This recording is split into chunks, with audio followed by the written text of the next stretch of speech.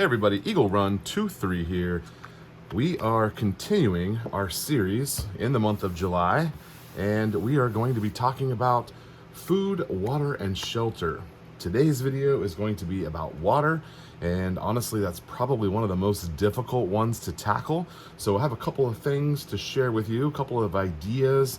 Again, this is a thought process as we just kind of turn ourselves into more preparedness-minded people. There's some things that maybe you haven't thought of that that could be valuable for you.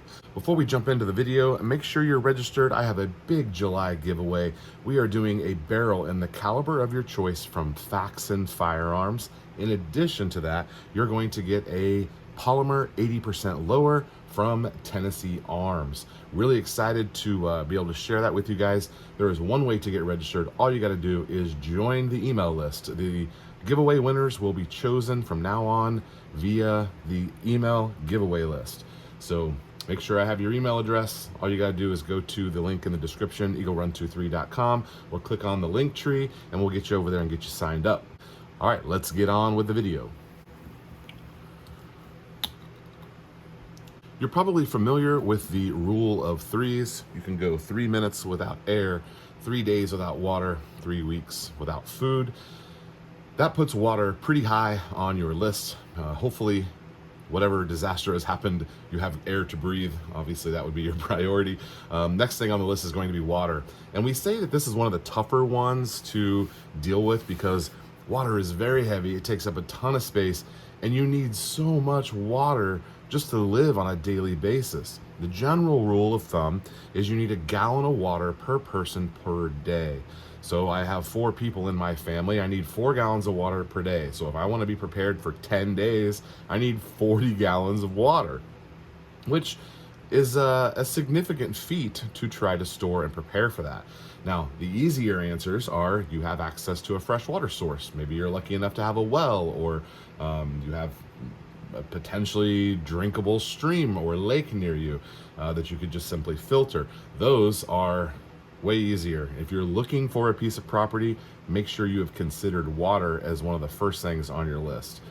So if you live in a hot climate, I'm in Texas, I'm going to need more than a gallon of water per day. So that gallon of water kind of gets you food preparation, drinking water, and hygiene. And realistically, a gallon of water is on the minimum side of what you need. Yes, for a short amount of time, you can go with less water.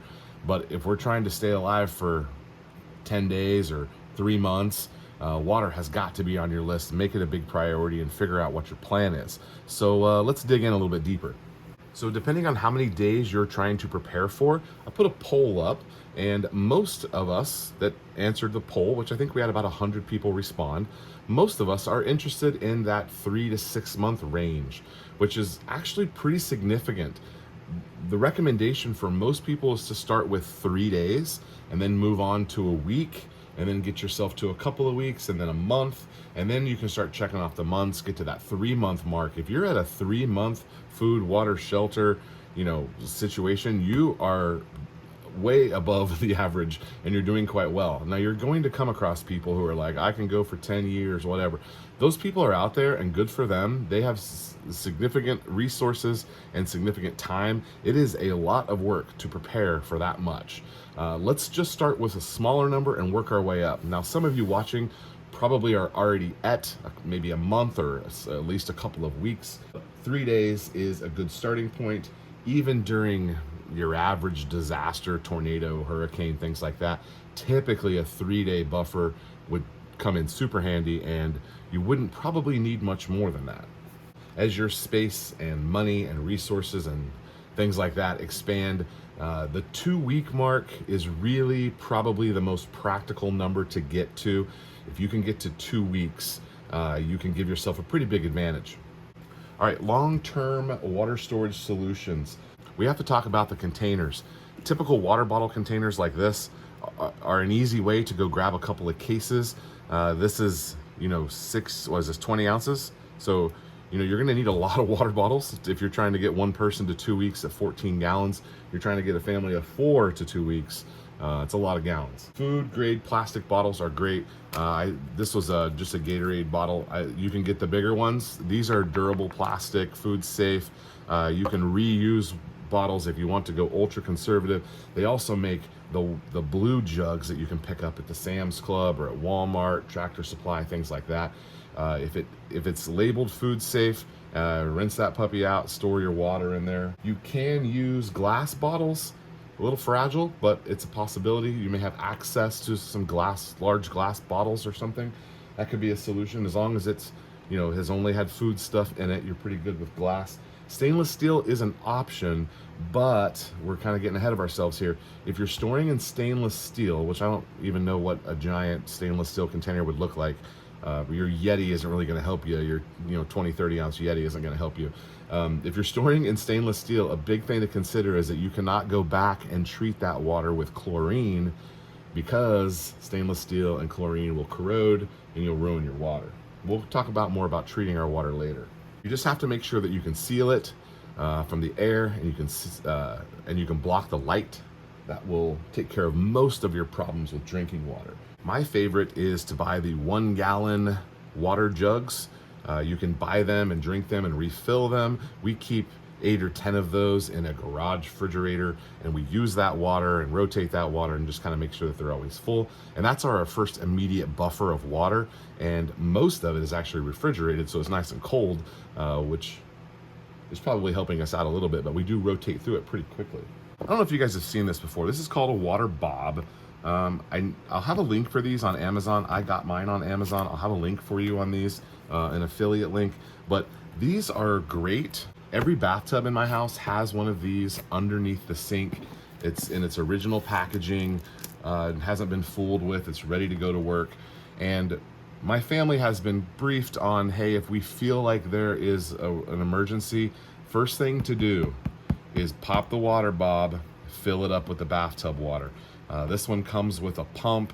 You can, pump the water out. It's sealed up, so it's going to stay for you for a little while. Most bathrooms, you can shut the door or pull the curtain, and you're not going to have much of a light situation, but you could obviously cover this up with a blanket if you're getting light onto your bathtub. But these are great, and they're not cost prohibitive at all. I believe they're in the $20, $30 range, but go ahead and check that link and add some to your cart. In an emergency, I told my family that I would rather them fill this up and be wrong than wait too long and not have a way to fill this up if there is a natural disaster. So far, we're on the original ones that we have. We haven't had any false alarms, but I'm not going to be mad about wasting $30 if my family says, hey, we got a situation, we're going to fill this thing up, and you can always use the water to water your plants or something. It won't be wasted. But these are a single-use item. You can't empty them out. You're pretty much going to have to toss it, because I don't know how you'd ever dry it all the way out. But anyway, check out a water bob. I recommend you put one in your bathroom. In a pinch, you could just pull that drain plug, fill up your bathtub without the water bob, but your bathtub may not be incredibly clean. I don't know how clean you keep your bathtub. We don't take a lot of baths, so they relatively stay clean.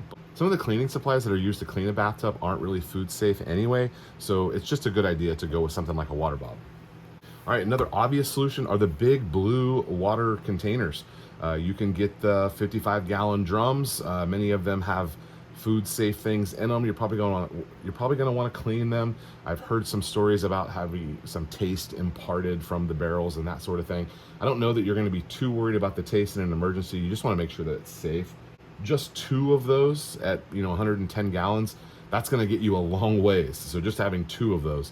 If you live in an apartment or a small house, having 2 giant blue water jugs inside your house is probably going to be a space constraint for you, but you may just have to think about that and look at what your other options are. And ultimately, the idea here is to be prepared and have a plan. All right, let's talk about treating your water. Most people agree that you should probably treat your water. Tap water probably already has been treated from your municipality. They put all sorts of crap in the water, and chlorine is definitely one of them to keep the water from that bacteria growth. You're going to want to do that on your end as well.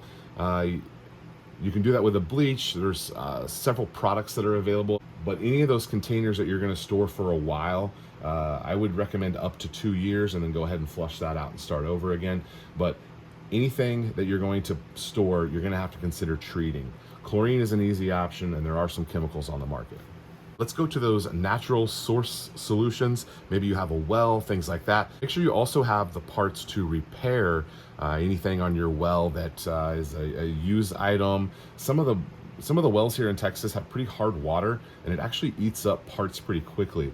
I recommend that you have an extra change of parts, if not 2 change of parts. And if you're paying someone to come over and service your well, you need to be standing there with a cell phone every single time, videoing what they're doing, videoing what they're saying, all the things that they're looking at, ask a bunch of questions. Ultimately, you need to be able to do this on your own. Even if you're not handy, you could watch that video a couple of times to kind of figure out what's going on. But if you've got a creek or a lake or a pond, you're going to need to filter water. Now, there's all sorts of filter contraptions that you can make up on your own post-apocalyptic situation with, you know, the rocks and the sand and the charcoal and all that stuff. I recommend that you play with those things. Build yourself a double 5-gallon bucket water filtration system just so you know how to do it. But that's probably not going to be your first bet. Now, just a simple sand filter is a great way to extend the life of your filters. In my house, our drinking water comes from Berkey style. We have an Aqua Rain. I'll probably leave a link for it as well. It sets on the countertop, and that's how we drink water every single day. We don't drink from the tap, we drink from our water filter. It's got 3 canister filters. We keep them clean. I've got 2 backup sets of filters, and they filter millions of gallons of water. But you're not gonna wanna dump pond water or stream water or lake water in there. You're gonna wanna treat it first and try to remove as much sediment and organic material as possible before you run it through your filters. And that's just because the filters are expensive, and we don't want to be constantly cleaning out our filters and thus making the whole process more difficult. There's all sorts of hiker filters, camping filters. I'm a big fan of the Sawyers because they're real small. All of our bags have a Sawyer water filter in them. Some of them work with the standard sizes of water bottles, and you can squeeze water back and forth and have yourself a great little hydration system. Those used to be around 15 to 18 bucks. I think they're closer to the mid-20s right now, but definitely pick up a handful of those Sawyer water filters. They're an easy, trusted way to go. And I think they filter like 100,000 gallons or something. Tons of water, filtration, power, just in that one little filter. Purification tablets, boiling your water, these are all safeguards. You need to know how to do that. Those little iodine and sodium chloride tablets, have a couple of those as well. I don't think they go bad, so buy a couple bottles and, you know, put them with your supplies. Could be something valuable to you down the road. All right, thank you guys for making it here to the end. Make sure you sign up for the giveaway at eaglerun23.com and get your water situation sorted. All right, we'll see you guys on the next video. Thanks for watching.